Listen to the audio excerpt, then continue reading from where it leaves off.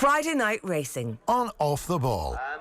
brought to you by Horse Racing Ireland. Love every racing moment. Visit hri.ie. All right, you're very welcome along to Friday Night Racing. We're here with you every Friday afternoon at 3 o'clock, streamed across all of our social channels, and then in the evening at 8 o'clock we're on the radio on Off the Ball on News Talk, brought to you by Horse Racing Ireland. Love every racing moment. Visit hri.ie or follow the Twitter account at HRI Racing, hashtag every racing moment. Our guest this week is Sean McDermott. Sean, you're very welcome. How are you doing? Yeah, good, thanks. And good to be here, lads. Happy New Year to you too, Johnny. How are you, Ger? Good. Did you have a good Christmas, Johnny? Any news for us? Grand. No news, no. Went to... It was an emotional time where people make big declarations about their life. I'm trying to marry Johnny off here, Sean. That's what's going on. No, I didn't get married anyway. Struggle. I went to Leopardstown the 4 days and it was good fun. You'd be very tired after it because it's like straight out of Christmas. And it was good racing. Naas was fantastic last Sunday. Envoy Len, I think, has taken people's imagination like... Just, I don't know if any horse has done this actually, even Sam Crow, in a long, long time, Sean. Yeah, he looks pretty special. The vibes from day one, from when he was in his bumpers, were always very positive, and he's living up to it, and he's only going to get better with fences, so he's really caught the people's imagination, and hopefully he goes on. Have you seen him physically? I seen him once physically, in Gardens actually. Yeah, he's a big specimen, and I haven't seen him this winter, but apparently he's only after filling out even more, you know. So. David Russell said after the race you wouldn't want to get on the wrong side of him, which I thought was interesting because he's but everyone at Naas just wanted to take photos of him. He's just a picture, absolute picture. That's great. We'll come back to that obviously in plenty of time for what's coming along the festivals. But Sean, I think everybody's going to be like, oh, ask the question. You're currently in a neck brace. Are you okay? Yeah, I know, I'm fine. It looks a hell of a lot worse than what it is. Looks bad now. Looks pretty bad. Yeah, no. It's your perspective, I guess. But yeah, it's a cracked at T1 or chipped or cracked or fractured or whatever way you want to look at it. My T1 vertebrae, top of my back. So it's as good as a fracture as you could get in the vertebrae. Or I think it looks like a big chip, to be honest. And I think that's the way Paddy Kinney probably referred to it. But he's a surgeon. He was a surgeon. It was a fall at Fairy House on the 1st, so it was like Happy New Year. I was only back 4 or 5 days riding back on Stevens's Day from a fall I got out in America. I got a proper smack out there, but yeah, just a routine fall. It was the handicap hurdle. I was Rory Tierney, my agent, sent me up there thinking the filly'd win. She'd second and won on her last start, and I'd ridden her actually the previous January, I think, or previous winter, when she was a maiden hurdler and that, and yeah, just went down second hurdle, and I don't know, something must have caught her eye, but she stepped with her forehead, and yeah, it was a heavy slap, but I thought I was fine, you know. What did she step with her forehead? I mean, she ducked into the... Generally, they wouldn't do it so early in a race, and we were quite comfortable. We were kind of maybe one off the rail. I think it was tracking Sean Flanagan, and generally, like when they're under pressure or they're at that point 3 or 4 out in a race, and they might just take a chance and they'll grab or step, as we call it, with their front leg, and it's kind of guessing. Sometimes they get away with it. You know, 50% of the time they probably don't, but it's not something that you'd like a horse to do. But she didn't actually do that. She kind of, something must have caught her eye, and she just basically missiled to the ground. So problem being, my hands are still on her with her, and you're only I guess a couple of feet from the ground because it's happening so fast, so you're not ready to brace or anything. So my head, I guess, got kinked back, and I got a bit of a kicking, but the kicking was fine. It was more just, I'd say, the impact on the ground. Yeah, but Were you knocked out? No, I was fine. I wasn't going to get up now and do 10 press-ups or anything, but I initially thought, oh, geez, that's a good one now, and I had the pins and needles running down through my arm, and just burning sensation on top of my base of my neck, top of my shoulders, I guess. I thought it was like just nerves and muscles. So a few groans out of me anyway, and I got up and got over. Doctors came, but I walked to the ambulance, walked out of it, and the surgeon, Paddy Kinney, happened to be at the races on a social day out, but wasn't social anymore. Well, he'd already met Davy Russell, I think, with his ankle. He twisted his ankle or something, and yeah, so he was back in. And I thought I was fine. He thought I was fine. Go to the hospital for precautionary X-ray. I did. There wasn't much. It wasn't showing up. I think there was something up with the actual screens in the hospital and the X-ray machine. They wanted me for a CAT scan or a CT scan, and I was due to come back up on the Friday, so I said, look lads, I'll just go on home there and I'll see you on Friday. This was now Wednesday, so I did that, went home. I had this collar anyway, but I was casual enough, went home, came back up on the Friday, and I was actually considering riding a bit of work in the Old Vic on the way up. But I wasn't that sore, you know, it's like a rugby injury or something, but got up the... I was thinking, I went home and the pain became unbearable, was what a normal person thinks. Like, geez, I'm grand here, I'll go ride out. Get on a horse. No, but like it's, people can build these things up as bad as they want, but your vertebrae are just bone again, and it's at the right place, so it's just a little crack. So it's a lot of those falls and stuff. A lot is nerves and muscles and ligaments and things. But anyway, he found a clear crack on it, and here we are. Then he gave me the news in 10 minutes. I was like, oh, fantastic, not again, you know. Right, so. and so what's the recovery time on that then? I actually have to speak to him again. I have to go back to him in 4 weeks, but I'm hoping it's basically once it knits back together, if it does that in 4 or 5 weeks, I might be okay, you know. Okay. But it depends on how quick it heals, you know. That moment that the horse's forehead goes down and you're hitting the ground, how much of that do you actually remember in the aftermath? This fall, everything of it, but some falls you wouldn't. What's the physical feeling like? Well, that particular one, like she did it, and you just have that split-second thought. I was thinking, oh, You know what's happening. Like you're probably thinking a few swear words through your heads towards the horse, but you don't really have time. Like, you know, and you're down and you're kicked and it's over, and you might be just thinking on the ground. Then depends on level of pain, or maybe there's nothing wrong with you. Maybe you pop up and you grab your horse. The bit where you said I felt pain in my arms, I presume there's relief when you're like, oh, my fingers are working. No, because then you're going out before, right, thinking I might fall or something, and you never do that, you know. It would only like be if it was fine, everything was fine. It's like I guess I don't know if I got knocked off his bicycle or something. You're thinking, oh, geez, that was sore. What happened? But you just pop up, you know, and it's some of the times when you can't go to get up, you go to get up, and that's not working. But this was just more of a bang, and I knew I was kind of thinking back afterwards in the jockey's room. I'd asked Jody McGarvery had done some fractures up there, and I just said, was it? I wasn't sure, was there something gone, to be honest, and I was thinking, did you have this or did you have that? And he was like, you better go and get that properly checked. Yeah. How would you compare a hurdles fall to a fences fall, because you're probably expecting it less? It's not that you're expecting it less. No, again, there's no expectation of falling. And if you're thinking of expectation of falling, people talk about bottle and whatnot. That's like any sport. If you're a boxer that's scared to get hit, like, you're not going to be very good, or else you're going to be very hard to hit. I don't know which, but there's no...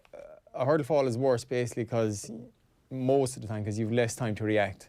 You're closer to the ground and the horse is closer to the ground. And like a fence asks a horse to jump more in a rounded sense in general, and it just gives your body that split second to react. And it's instinct as well. It's not like something you can really practice, you know.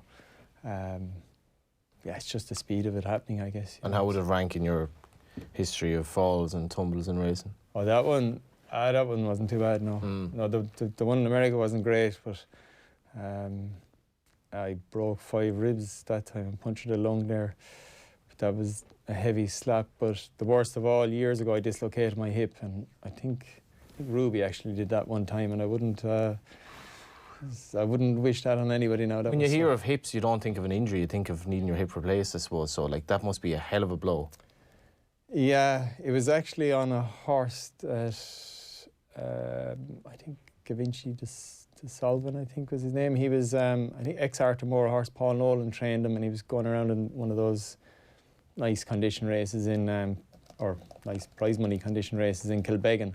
So here was a horse that was coming from jumping around big Grade 1 courses, and he was rocking on to Kilbeggan, which is, there's basically no straight in it, and it's generally quick ground, but it was a conditions race, so there was nice prize money for an older horse coming down. And I think the speed just caught him. He never made a mistake, the fence, and he just didn't land really. And I guess my knee must have impacted the ground like a car crash kind of, and shot my hip out the back. That was, as pain goes, that was one. That's when you remember. The rest were kind of bearable. You know. What happens then when that happens? Like, are you given sedatives straight away, or? That day there was a really good doctor on site. I can't think of his name, but they couldn't get me on the actual spinal board that day. Because my knee was turned backwards. So there was that was an 8:30 race, and I think like it was the height of the summer, so the bumper was to be at, it might have been 28:30. The bumper was to be at 8:50 or 9 o'clock, and it got delayed for like 15 minutes because they were still trying to get me onto the ambulance. But yeah, they gave me, I think, 15 mil of morphine, if I probably be correct with that. That's the max they can give you, but no, you feel everything in that one. Even the ambulance ride had to go really slow because of the bumps, you know. And Keith Hadnett had I think a broken jaw the same day at Kilbeggan, and yeah, so they give you some sort of a sedative that kept me awake, but I wouldn't remember. That way the nerves in your body, it's better when they put a dislocation back in, apparently, when the nerves are alive, or better than doing it under operation. When I was working in a bookie shop, and if that happened, they would delay the last race, and people would be giving out because, you know, you'll be there all day, you want to go home, and you see the crowd cheering when there's a loose horse, sometimes, especially like kind of a partying crowd, and you see people in bookmakers cheering where a horse falls at the last. Just picture yourself in his predicament if that ever happens again, because it'd soon shut you up, I think. No, totally. Sorry for delaying that day, Johnny. Yeah, I think I'd left at that stage, but I was probably giving out because I'd backed her or something. Yeah. But yeah, that actually sounds very sore just being here right now. Oh yeah, like I think everybody listening is just cringing with the pain. But you came back, and you obviously love this thing. Yeah, but it's like I guess a different mindset, whether you're a Gaelic footballer or a soccer player, or any of the jockeys in the weigh room would have went through this. Like, I know it looks dramatic sitting up here with this, but like it's the one sport where everybody, I don't know, other professions or industries, if you break a bone and they're thinking, oh, we're on sick leave, we might get a bit of a holiday or something out of this. Geez, jockeys are the absolute opposite anyway. And I've never, maybe bar one, seen a lad that would extend his time off. Everybody's in a rush to get back, and it's better now, even since the Dr. McGoldrick era. He's enhanced things a bit, and you know, we've a bit more laid on here. Still a bit behind England, but we're getting there with physios and whatnot, and they get you back quicker, you know, and keep you off the injury pay list. So it's all. And is the psychology and the psychological, this part of it, that's the hardest part, is it, where you're like, okay, not doing anything now for 4 weeks, just got to be calm about this? 4 weeks at least, yeah. It was disappointing because the fall I got in America with the ribs was serious enough, because I almost, I think it was 80-something% collapsed the lung, which is basically standing a balloon, you know. And they're more worried about that and infection and flu. So I gave it all extra time, and even I came back, I wasn't allowed to fly until December, so I flew, I think got back here December 4th, went to England for a week. I gave it a bit of everything, got back fit and got back harder, so it's a bit frustrating that I eased nicely back into it. I thought over the winter there, over Stevens' day, I didn't take any bad rides, and yes, you just get a fall, but you know, any horse can fall, so you turned down rides on Stevens' day. You would, yeah. Well, look, my job in America, I've kind of parted ways with the job I went out to, but they don't want me coming back in a cast, or you know, I'm there to ride winners for them, or that I'm there for a reason, and it's hard to get. They have to pay plenty, you know, to get you there, or it's different than here, you know. So Ireland is nearly like your off season in a way. It kind of was, Yeah. but I wouldn't say that. I'd come back and keep riding to keep fit and try and source some horses to bring back to America also, you know, and ride a few winners and keep the contacts up. And I've always had one eye on coming back fully, but I keep getting these opportunities out there, so it's kind of... Well, tell us about America, actually, because how did you end up going over there? Yeah, so I think it was a mare of John O'Shea's that I'd ridden to win 5 or 6 called Goodness Gracious Me, and You had a real association with him down the years as well. John, yeah, John's a good fella. Yeah, trained in Kilkenny, and this mare like loved firm ground, loved running, and she was tough on her day. She was hard to beat, and probably never got to the heights of what she should have. But I got a phone call from America one day, and it was to buy her, I think, and I had nothing to do with her, only ridden her, and I was like, what's this number, you know? I was looking at it anyway, answered, and it's, hello, are you Sean? I said, yes. You ride a horse called Goodness Gracious Me? I said, yes. Who's this? Tom Voss. She any good? I said, yeah. She like quick ground? Yes. Thanks. That was it. So phone hung up. I was like, who the hell was that lad? So I rang Ross Garrity actually, and Ross was telling me and filled me in on a bit. He's out there for many years now. So Who is he? Tom Voss was the leading trainer out there, a horseman all his life, great Right. man. He's since passed away a couple of years ago, but he's held in high esteem out there now. So he wouldn't suffer fools gladly now, and he would be short with his words, but a real good fella. So he didn't buy the mare, but he did call back about, I think, a couple of months later, I think, and he needed a jockey out to go out for some races, and because he'd watched replays of this horse, I guess he thought, see what I go. So I... Had that ever happened to you before? A random American ringing you up and saying, here, listen, come over and... No. It sounds great. Like, are you... Well, I guess like he might have spoke to... You could see how it happened. They're probably starting to source horses more, or they are sourcing a lot of horses from this side of the world now, but he was obviously looking for a certain type of horse, and I happened to be the lad that had ridden her. And, Yeah. But he called up, and I was like, American jump racing, what? I hadn't seen any of that really. Like, you'd see the odd one on Belmont and at the races and whatnot, but I was like, yeah, I might, I don't know. I was kind of humming and hawing with him, and he just wanted me out like for Saratoga, which was 6 weeks, and I was checked the dates. I said, no, I said, Galway's on during that, and I can go for 2 weeks maybe. So we kind of came to an agreement. I flew out, rode in Philadelphia Parks first to look at what America was like, stayed there for 4 days, like, thought, geez, this is a great place, like, it's lovely warm weather, they're treating me well. So yeah, I'll come back to Saratoga there for 2.5 weeks, something like that. So came back to Saratoga, and there was only 2 races a week, maybe 3 at the time, 2 or 3 races a week for 6 weeks. That's their summer circuit, isn't it? Their big festival. Yeah, but it does change now, and it's a changing world over there too, the race, and they're getting a bit of grief, but that was it at the time. But the difference was, like, the races were 75,000 on the Wednesday and 150,000 on the Thursday. And I'm looking at this thinking, well, Tom Voss is the leading trainer. He doesn't have, or one of the leading guys. He won't have a horse in every race, so I'll be spare for somebody else. There's only going to be like 10 runners, and I get 10% of the prize money. I'd have to ride X amount of winners back home to do it in the middle of summer, you know, going around some similar tracks, you know. So the economics made sense pretty quickly. Exactly. So, and How were the economics at home before you were heading over? Like, what stage of your career were you at? I started okay as a conditioner, but I was riddled with injuries early on, and kind of similar to Sean Flanagan or that. I kind of went through bad patches, you know. He was very close to ending up in America as well, which is the funny thing. Yeah, well, he actually ended up in the job that I went after him. Yeah. Yeah, so it wasn't...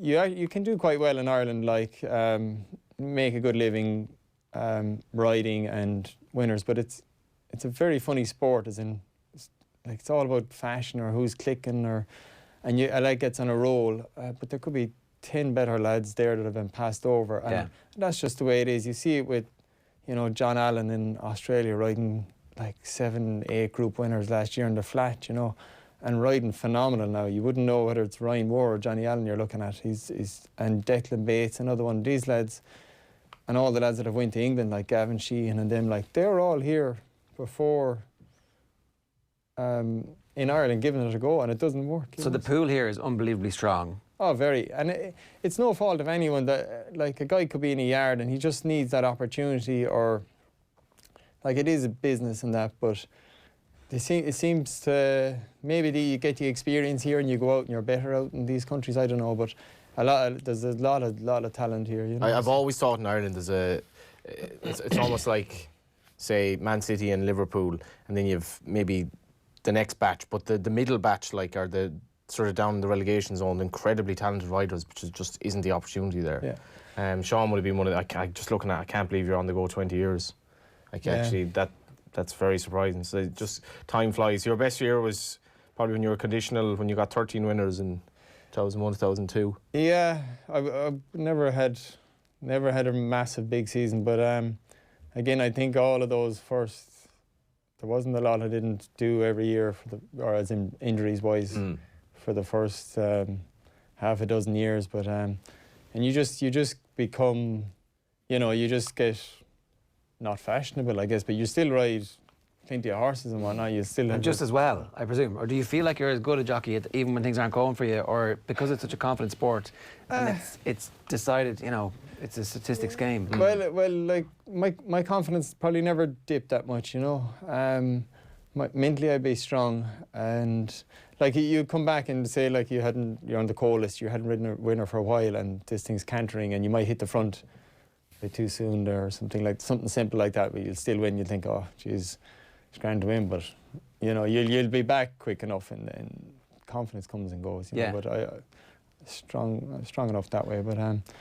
Yeah, the time I went to America for the 2.5 weeks, like I think I had those whatever races were there, 7 or 8 rides, and it's like a couple of seconds, thirds, and won one of those big pots, the 75,000, which is like 45 to the winner. And next you're going home and you're thinking, geez, there's probably not too many. There probably was no one during the summer made that money as a riding, And that you made in 2 weeks. Yeah, so I went back and rode in Galway, and I didn't go back over again. I stayed here for a little bit, and a job came up with Jack Fisher's. Then he contacted me and went back in. Jack Fisher's in the States, is it? Yeah, right. Yeah. So it was the back end of 2000. It took a while for my visa to come through, and back end of 2014, I think. And you were then the stable jockey for him for the year, or? Yeah. He works it a little different. He always likes to have two riders there, first and a second. But he'll have a good batch of maidens at the start of the year, and if you ride, he'll be running 2 and 3 against each other in every race. But if you ride these two at the start, that's it. You're riding them for the right. So it's kind of a lucky dip with him sometimes. Okay, and so then he'll do it by owners as well. He'll do it by this is your jockey, this is your horse. We're going to stick this team together. For the year. He'll please the owners, number one, which is a good business plan from him, and everybody's happy. It must be totally different style though as well. I remember Sean talking about it, where he said they tend to go flat out, and that the Irish rider would be a bit more patient. And obviously you're riding. I suppose you're riding left-handed all the time, are you? And yeah, well, so the hump meetings, which are the jump tracks basically, and you could go left or right-handed on them. There's more left-handed. Generally a bit tighter than here, like a galloping track they call Thurles, They had a lovely track, or still have, in Kempton. It was like 2 miles around. It was like Mallow going the opposite way, and they've left it go by the wayside a bit, where they're using the inner track on it. But horses, you need a horse with a high cruising speed, no matter what level you're at, and they need to travel. And most of the lads out there now are Irish or English. There's very few Americans coming through, but they're trying to change that. They're trying to get it a bit. Who are the Irish lads? Obviously, apart from Ross Geraghty and. You've Darren Nagle, Ross Geraghty, Jack Doyle spent a few years out there. Willie McCarthy, who was in England before he went out there. Barry John Foley's actually recently come out there a bit. There's there's a gang of them, you know. So. It's obviously gone well. Yeah, it's gone well out there. But again, it's financial is the prize money, you know. Yeah. If you want to ride a lot of winners, I think if you have somebody coaching you from a young age, you probably go to England, you know. Right. And if you really want to ride a lot, you go to the north of England. That seems to be the way it is, you know. But I'd prefer to ride a few Grade 1 winners now than 100 poor handicaps. Right, so are you happy with the career choices then you've made? Like, that being in America was the right thing for you and the right course of action? It was, yeah. Like, it's opened up a lot of doors, but you're always looking at home, you know. And obviously, like last year, I was thinking of coming back here and giving it a rattle. I'd spent a couple of mornings a week in Gavin Cromwell's, and he was starting to take off, and he'd no firm stable jockey or anything, and a few yards like that, you know. And you know, if you put your head down and got stuck in, you'd probably reap the rewards, you know. Yeah. And you know, the likes of them lads, they know the game and they don't suffer fools gladly. So if they're putting you up, you're doing something right anyway. You know, so. Johnny mentioned you're 20 years at this now. What's next after being a jockey? Like, that's obviously something that's always part of the conversation for the jockeys. Well, we got offered a different kind of a role over there to go back to, so I'd probably do a bit of pre-training and breaking alongside the riding over there, and maybe a little bit of training. Whereabouts are you based at the moment? Sorry, it's outside Baltimore, so Maryland. Right, okay. It's a real wealthy country. Like the owners in the jumping game out there, like they're very nice people, great people. They support the game, but they've phenomenal wealth. Like, yeah. We don't have it here, really. Like, you haven't seen it in Ireland, you know. So that's what I'm going back to when I go back. I look, I could do anything in the horse thing. I guess I like the bloodstock end of it, and I buy and sell quite a few, or try to anyway. Where do you keep them? Well, I'm only the middleman, really. Right, okay. So basically, I'm looking for, you know, a dozen horses here now if I can find them, or in England, to go across and compete there. But it takes a certain type of horse. I won't fill that order because I think the market's a bit strong here, but we'll get them in America as well, you know. So yeah, that's one avenue I'd probably pursue. But and how long will you be a jockey for? Do the falls have any impact on your timeline? I mean, obviously, you don't sit down and write down the timeline and go 2024. I'm going to race my last race, and then the next day I stop doing it and I become. But no. What age are you? 37 now. And if you're riding 20 years, it could be higher than that, I suppose. Yeah, and out there you can't have a lot of rides. It's there isn't enough races, so if you had 100 rides in the season, that'd be it, because they've actually lost a lot of jump race meetings over the years there, in the past few years, and the governing body that run it, the president is stepping down and there's a new guy coming in, so hopefully he can remarket it a bit. They shouldn't be losing race meetings, and it should be a really growing sport. Like, it's really got an awful lot of untapped potential, but they're stuck behind the times a little bit, you know. Yeah, I spoke to the Irish horses that have gone over there, and the people who've gone over to watch them. Obviously, Jory Judy and Tornado Flyer as well, and they absolutely love the day out up there, and it's like a proper carnival. Like, it's almost like, I think they described it as a music festival, but with horses. right. Yeah, it can be very crazy. It's a different model. It's like the fanciest point of points you've ever seen.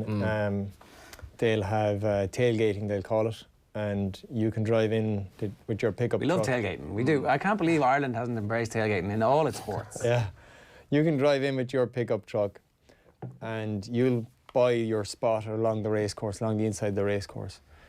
And obviously the premium being by the finish line or a jump might be $200. But you can throw 50 yahoos of your friends on the back of that and bring whatever drink you want. and they do. And they do. And the horses go to the start.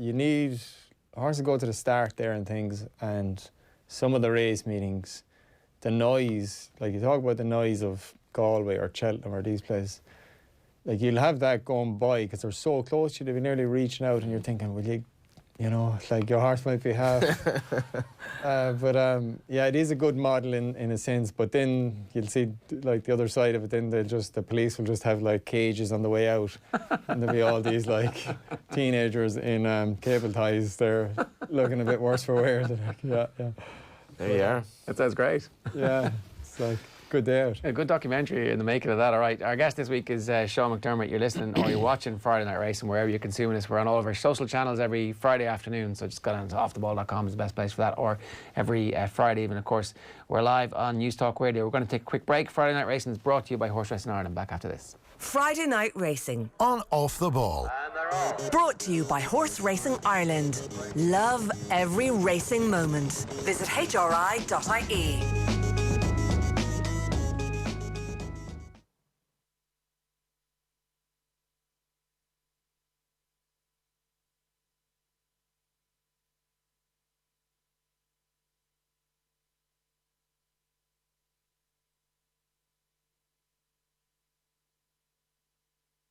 Friday Night Racing. On Off the Ball. Brought to you by Horse Racing Ireland. Love every racing moment. Visit hri.ie. Right, you're very welcome back. So it's clear one area of sport where Ireland leads the way internationally is the breeding of horses, and the Irish Thoroughbred Marketing Stallion Trail is taking place today and tomorrow.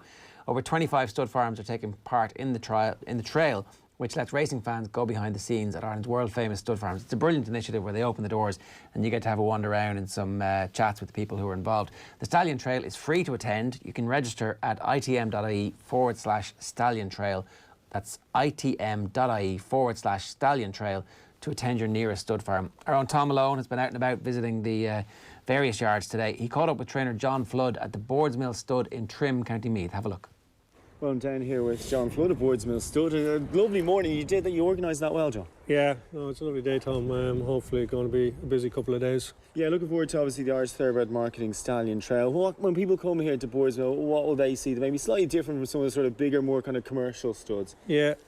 No, this is a family-owned stud. We've been going since we stood the first Thoroughbred stallion in 1935. My grandfather stood the first stallion here and my dad carried it on, and now I'm the third generation standing stallions here. Yeah, it's a lovely story. And what will the public see here? Four kind of main stallions that they'll come across? Yeah, we're standing 4 stallions here at the moment. Of course, the new boy is Poet's Word, who we're delighted to buy this year. He was an exceptional racehorse. He's a good-looking horse, so I'm sure there'll be a lot of people come to see him. And then you've got the established kind of stars. I mean, obviously Caliphate, a brilliant year, and Calanisi's just a winner's factory. Yeah. All the other 3 sires that stand here are all proven sires. They've all had great years. They've all sired Grade 1 winners this year. Caliphate sired Carriacou, the big winner in France. Kalashnikov for Calanisi, and City Island, of course, won at Cheltenham for a Court Cave. Yeah, I mean, and I suppose for such a small group of stallions to provide that success is it's kind of it's brilliant. Like, we've had a great few years, like with the proven sires, like, and you know, you don't take it for granted, like, because it's not always that will happen, but thankfully at the moment they're all firing. And I mean, looking forward to sort of the next year, how you're obviously after having a year like that, they must be easy enough looking forward then. Yeah, no, they're all going to be busy. Obviously Poet's Word is probably going to be the busiest. There's a lot of interest in him from both English breeders and Irish breeders. And the others, like, we're going to have to manage them a bit now that they're getting older, but hopefully they're all going to be busy too, yeah. And so that's something completely different, isn't it? Like those, like you see Poet's Word, he's 7, and you can even see him, he's a different sort of type of horse, and you see the old masters at this stage, the Caliphates and Calanisi and Court Cave, they know the score, like. Yeah. No, Poet's Word, like, in fairness, he's a very good tempered horse, like, and he did a year, his first year at stud at Shadwell, like, so they had him well managed, like, you know, when stallions come to stud at first, you know, they need to be taught their job, like, because they can come out with training very colty, and they need to be, what's the word, kept under control, like, know who's the boss, like, albeit they are stallions, like, so they're going to be more boisterous than a lot of other horses, but no, he's very good, like, but as you say, the others it's clockwork now for them, like, they know their job. Good stuff. Thanks, John. He's top. It's John Flood in conversation with our own Tom Malone there at the Boardsmill Stud in Trim. He's also en route to Godolphin today. You can check out all happening over on our social channels. So head over to twitter.com/offtheball, and the full video from the rest of that stuff will be available a little bit later on as well. itm.ie/stallion trail. And you can head off to your nearest stud farm tomorrow. They'd have a strong, the Floods have a strong connection to Navan Racecourse, and they had Mount Nelson, who was a very promising national hunt stallion, obviously the sire of Penn Hill, and they're a few stallions, it's kind of quite sad because they never really got the chance to prove what they could have been. And I'm thinking Jeremy, who was obviously the sire of O'Connor, he was a horse that famously reared up when the Queen visited the National Stud, and the Queen literally didn't flinch one bit. She was just looking at him a couple of yards in front of her. He passed away. Fame and Glory, I think, was going to be a superstar. He passed away. And Mount Nelson that they had was going to be a superstar as well. So it's kind of the variance of having a stud. But yeah, Boardsmill, very successful operation. There's a stallions rearing up in front of the Queen joke that you could have made there, but anyway, we won't bother. Are you watching The Crown? No, I mean, it's the real life is the real story. It is. But the racing features in the document, in the actual Netflix series, and the young Queen is talking to one of the scholars about how much she loves Vincent O'Brien. Right. Yeah. So in that kind of way. Yeah. Not in a purely platonic way. Right. But in she absolutely loves her horses. She loves her horses. You wouldn't. It's easy. No, it's an Irish show here. You wouldn't be taking the piss out of the Queen like that over in England, now, would you? Yeah, would. Yeah. Well, you should be, right? Our sovereign and all that. Exactly. I mean, come on. What? Anyway, that's their problem, not ours. The Tote Irish Injured Jockeys Fund has yet to get off the mark for this year, it says.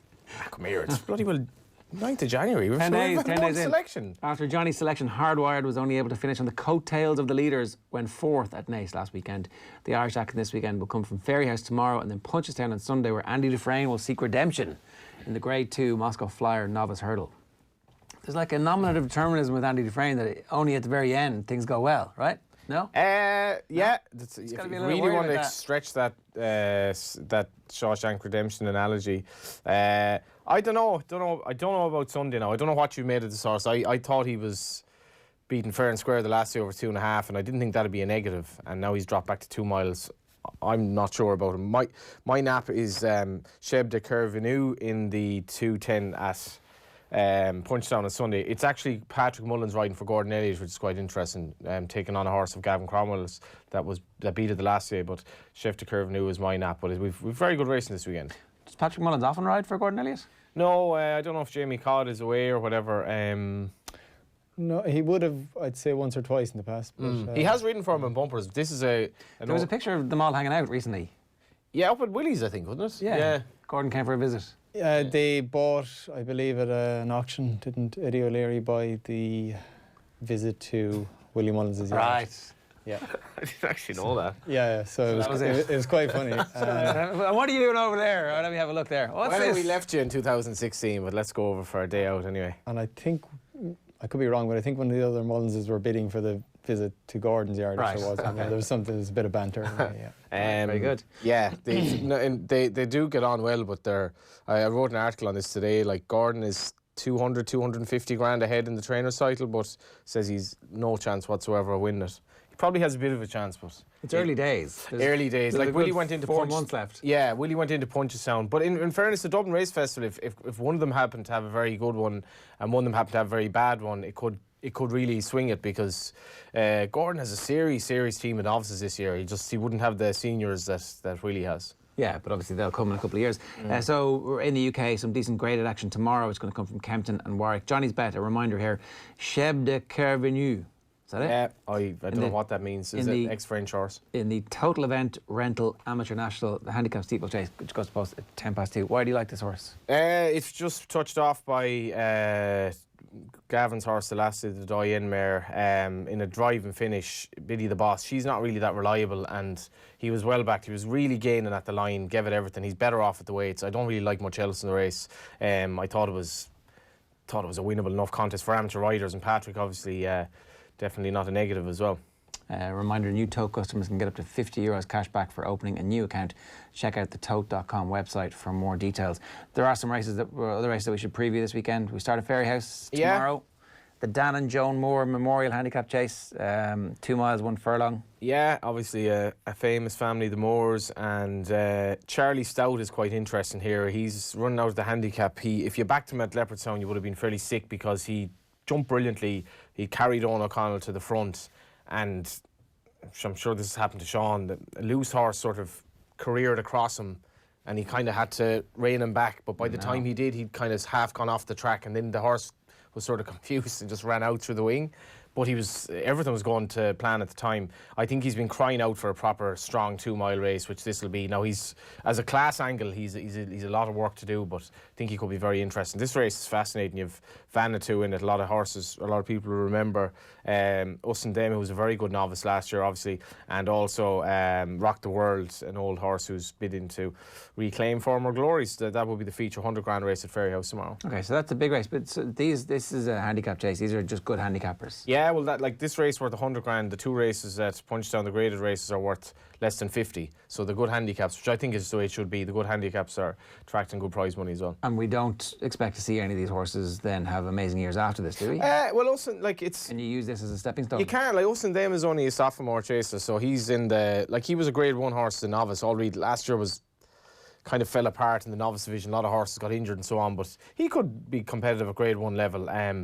But if you had a young... Where they get to grow and... Yeah, and if you had a young horse who had a heavyweight in this, he's on the cusp of grade 1 class anyway. But most of them are, Division 2 horses, I suppose you want to call it that. Okay, so that's Ferryhouse. At Punchestown on Sunday, we're looking at the Killiney Novice Chase. Again, this seems to be a good field, carefully selected. Around about 6 to 4 at the moment. City Island 7 to 2, Speakeasy 9 to 2, Lord Schnitzel 6 to 1. Yeah, I don't know your views on the City Island was interesting. Martin Brassell's a really good trainer, and I find that some of the campaign of the horse this weekend is very much a talking point because City Island won at Cheltenham last year. Martin Brassell said he absolutely flopped at Leopardstown in his chase debut. That was only a beginner's chase. A lot of people are saying he can't jump because he's too small.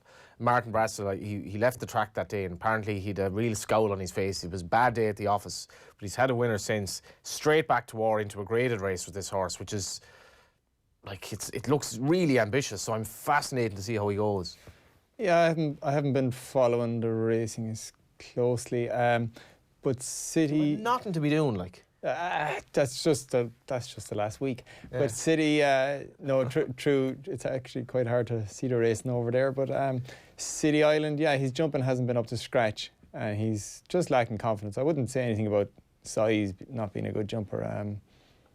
Look, I'm not going to question Martin Brassell. Yeah, he's a good trainer, and Derek is riding him, isn't he? So, Mark is obviously one for JP, but. Carefully selected is very interesting because he's load of ability. I think he'll win. Being honest, I think he'll take. Which carefully selected? Yeah, he ran extraordinarily well last year in Punchestown, considering how keen he was.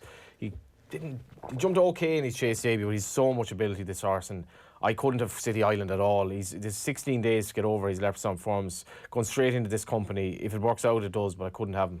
Sean, if you're looking to buy horses, what are you looking at? Where are you searching? What are you keeping an eye on? Are you watching point-to-point results and seeing... Well, the point-to-point market's so strong here. And if you followed every point-to-point winner, some of them don't actually train on. Right. But they generally cost plenty of money. So, firstly... I didn't know that. I just assumed it. Right. All right, so you could buy an expensive point-to-point horse and they don't train on because they just don't make it. I suppose, like people, you'll have a guy there that's brilliant under 14, footballer under 16, and be thinking, geez, this lad might make the minor Kerry team now, and there's the chap, he stops developing and the rest pass him out or whatever, and it's the same with a horse. And as well, there's so much money in the point-to-points now. There's a hell of a lot of schooling and effort and professionalism gone into them before they ever get to their second sales ring. So where are you looking to buy horses if you are looking to buy horses for the States? Try and find one for sale first, because it's actually quite tough this year. There's not many for sale. Look, horses with, say for a graded horse, you're looking for Galway hurdle kind of form, which is basically a graded handicap now anyway. Oh yeah. And you're taking them at that level to go to the States? That would be for the Belmonts and the grade ones over there. You need, because in the Galway hurdle you need to be able to travel, you need to be able to jump. It's that kind of speed, and they have a bit of stamina as well, but very hard bought now, and I've went through a lot of the fields of Right. past Galway hurdles, and not too many would be for sale. But then maiden hurdlers, again, maybe a horse that wouldn't handle the winter heavy ground here, the very soft ground. So a speedy type of horse that might have summer form at the back end of the summer, or something like that. Can I ask a phenomenally boring logistical question? How do the horses get over there? Do they go by boat? Do they fly them all? You have a couple of options. Well, Expensive, isn't it? it can be. It depends on who you fly with, which company you use. So let's say Doncaster Horse and Train and Sales is the 22nd, I think. So you buy a horse from there. He will go south of England, get across into France, up to Belgium. And in Belgium, they'll fly out of Liège airport. Right. Now, different transport companies will give them different layovers, different times. You can ask them to get a horse certain medication, because sometimes it can be stressful. And again, different horses with different temperaments. You could have a horse get sick travelling, so you might want some ulcer medication in them, Right. stuff like that. Then they will fly generally to New York, and they'll do their quarantine there for a little while, and then they'll get shipped down to wherever they're going by horse transport. Okay, so it's not on a boat anymore. None of that. No, you can go by Shannon. I think Coolmore used the option a little bit, but that's stopping Lufthansa plane coming across from Germany, and to get that just to land in Shannon and take off with your horse, it's 40,000. Whereas, If you got to the age. it's hard to explain if you've just only spent 50,000 on the horse, you know what I mean? But, It's like buying the banger, but the insurance is $4,000 a year. Like. yeah, so generally the other is not an option.